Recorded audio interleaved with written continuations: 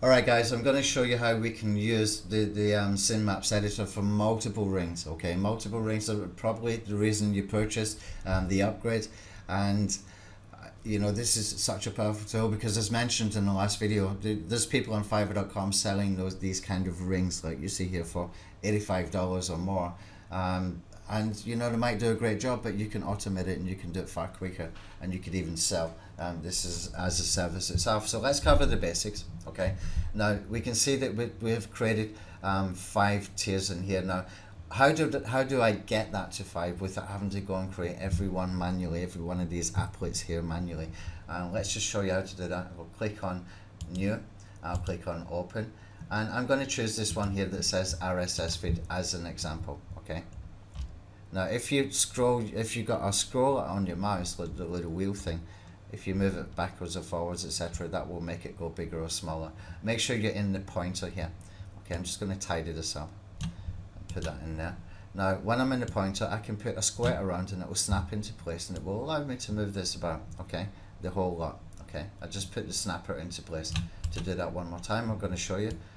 Put the square around like that, just drag around, leave it, let it go, and then it snaps into place and you can move it around. Okay, so I'm going to put this one over here.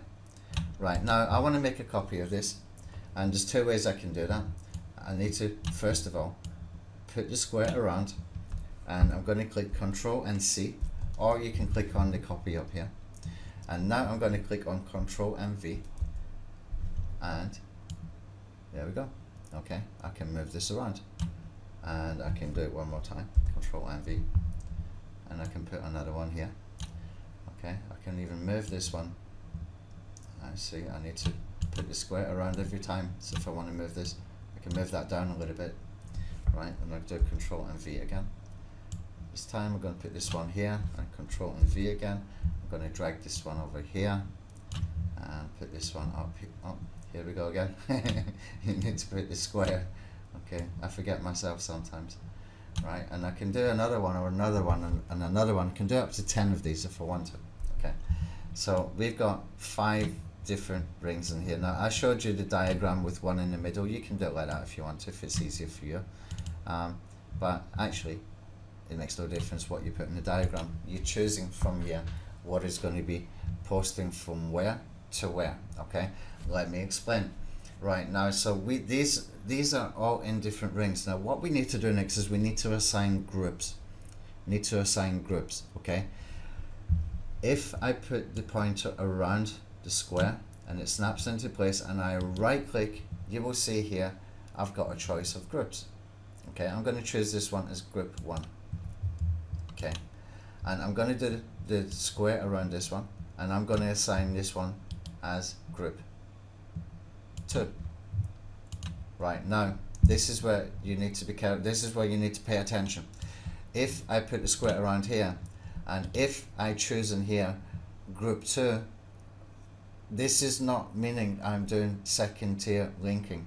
Okay, this is meaning that everything in group 2 is coming in this situation from the same RSS feed. If I make this one group 2, it's going to use the exact same RSS feed, which is fine in some situations.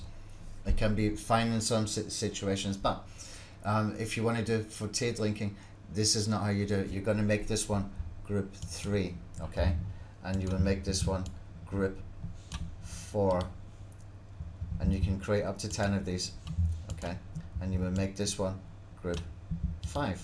Okay, so we haven't done any tiered linking. All we have done by creating groups is made sure that each one of these RSS feeds being used in here is from a different feed. Why do we do that? Because it allows us to be able to do tiered linking starting from group 1.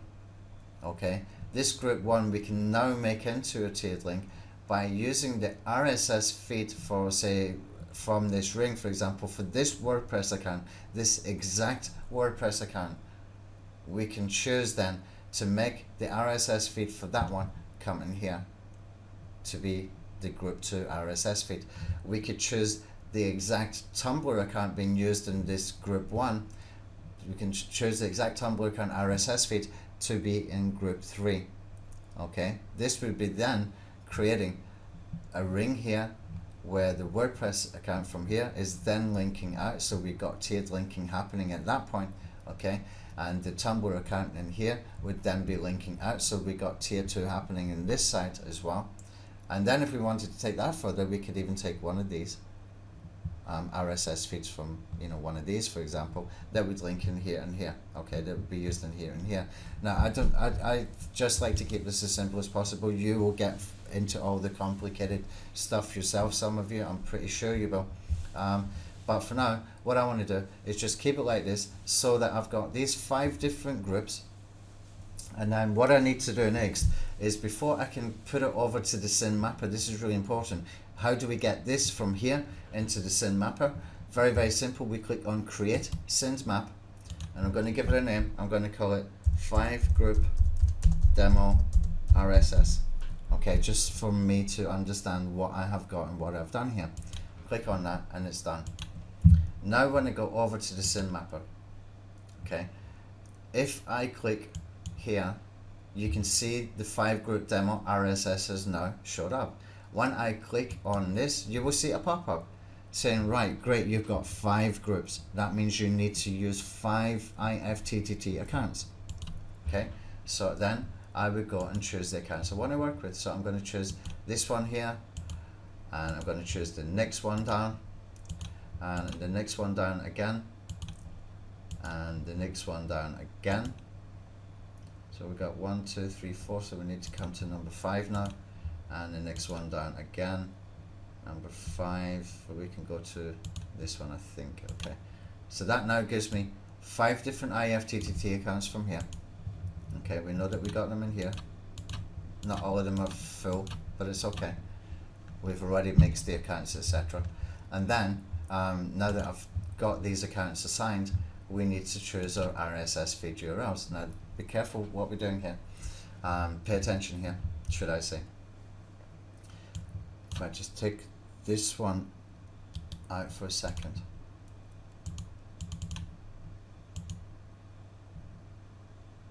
Okay, I've got my 5 accounts, my RSS feed URL. Alright guys, what I'm going to have to do is I'm going to have to redo the second part of this video, because we should have in here, I thought we had built it in last night, we should have a drop down here for the different feed URLs available, for example, from account number 1.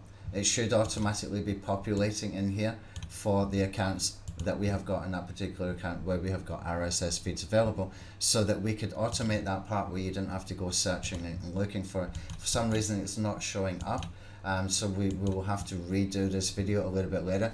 I'm going to end the video here, and I will backtrack to the part where we come to this part a little bit later. What you can do for now is you can come over and you can choose from the account that you're working with. You can choose the RSS feed from here. All you have to do is double click, all you have to do is right click, I believe, and you can copy the RSS link, okay? And you'll be able to do that. But I want to carry on this video a little bit later when we do have this auto populated, so that whatever account we have created in here will show you the available RSS feeds from that account for that group 1, okay?